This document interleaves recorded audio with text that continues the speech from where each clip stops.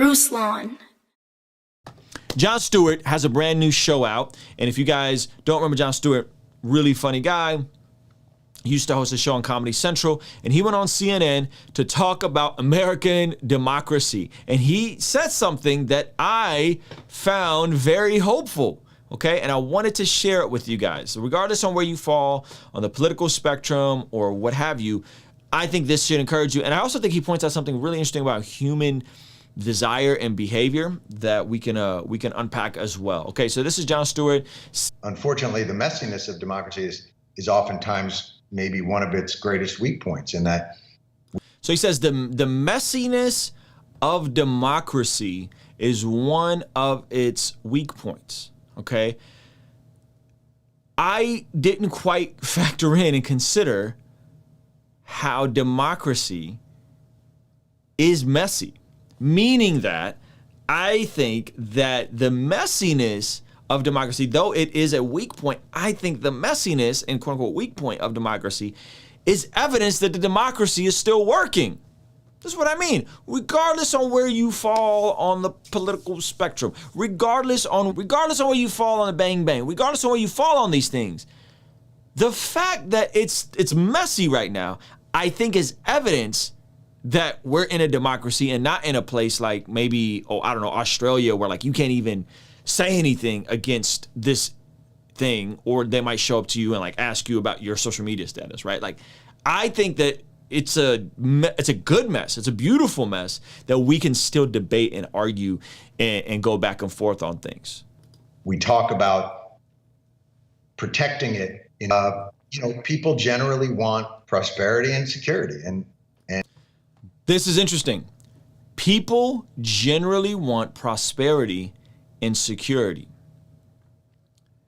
Human behavior. What are people ultimately after? And he says it's about prosperity and security. People want to have a sense of security or protection or prosperity. If you have prosperity, you want more. You don't probably value security as much. If you want security, you probably don't value prosperity as much. It's this tug of war, right? So we have certain issues in this country where, hey, we are giving up certain things for more quote unquote security, or we're giving up some security for the option of prosperity, the option for upward mobility, the option for freedom, right? So I think it's this interesting tension that he points to in terms of what humans ultimately are after.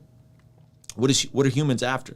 Security, prosperity. What I love about Jesus is I think true security and true prosperity is actually found in Christ and in Christ alone. And I think if you figured that out, then you can figure out the rest of it. If you could figure out, okay, well, what I'm looking for is actually in Jesus, and now let me look at Jesus's definition of what freedom is. Right? So we go like, freedom, don't tell me what to do. It's freedom, America. And it's like, well, if you look at the scriptural definition of freedom, it's not just being able to do whatever you want to do whenever you want to do it. Galatians 5 says, hey, it is for Christ you've been set free, but do not use your freedom to sin. So if you have your sense of security and your sense of prosperity and your identity in Jesus, a lot of these other things should allow us to be a bit more humble. And if a democratic system is having difficulty providing that, or if it's being subverted by those who want to create chaos so that they can, make a more authoritarian government, that's part of it too. Listen, it's nothing's guaranteed like that. And the encouraging thing is watching on a grassroots level people that are really viewing it as something that they want to protect and that they want to strengthen, and working on those things on the ground. So I like that he said that the encouraging thing is that there are people that want to protect things on the ground, and I agree with him. I'm going to play one last clip for you guys. Violence is part of our national heritage. I mean, we had a civil war, for God's sakes. Right. And when the rhetoric gets to a certain point and the other side has been treated like enemies of the state, well, then it makes sense. My point is only that I don't think that dynamic is different. It's that the delivery system is more sophisticated. Wow. This violence is a part of our fabric, right? What happened? We rebelled against Britain. We fought for our independence. Then we had a civil war internally, right? The Boston Tea Party. All these things are embedded in who we are. So it's not that like, and he's saying it's the vehicle has changed. It's a different delivery system than we're used to in terms of how these things play out in the modern context because of information. Right? Because of information and the speed of at which we get information out, unlike any time in history. That's really interesting. So this tension and infighting isn't that far off from kind of what America's DNA is, if we're honest.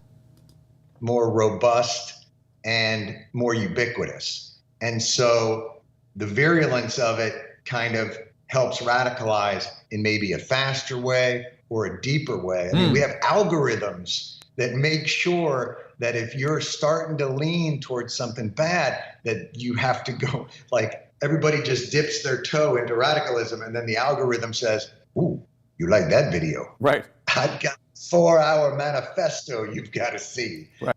That's a good point, right? That's a really good point in terms of radicalizing people earlier. We've seen radicalization in, terrorists and Islam and that kind of stuff. And some of this stuff is now happening more, by the way, on both sides, because there's people that are completely convinced that capitalism is evil, and you got folks like AOC talking to Chomsky, which I think is wild. If you guys want to know who Chomsky is, and AOC talking to him, watch Chomsky's interview with Valuetainment. I mean, the dude's a full-on communist, socialist, wild stuff, and you got some of the most popular people in government sitting down like, yay, he's so good. That's radicalization too.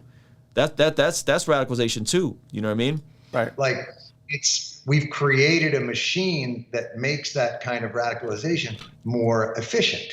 And you were talking a second ago about identifying the weak points in the guardrails of democracy. It's also obvious, and I know you've spoken about this in the past, that Donald Trump has also identified those weak points. He is now endorsing candidates for Secretary of State in battleground states, candidates who... CNN is like repeatedly just obsessed with Trump. Watch his response here. ...are all in on the big lie in Arizona. I think we make a mistake focusing this all on Donald Trump as though he's, I don't know, Magneto and some incredible supervillain that has changed the very nature and temperature of the United States. Like, translation, CNN, stop obsessing with the one person. He's not the issue. He's just a symptom. He's just been an effective vessel. But again, like... He's just been an effective vessel. He's not singing new songs. This is something, he's maybe singing them a little better than, Goldwater.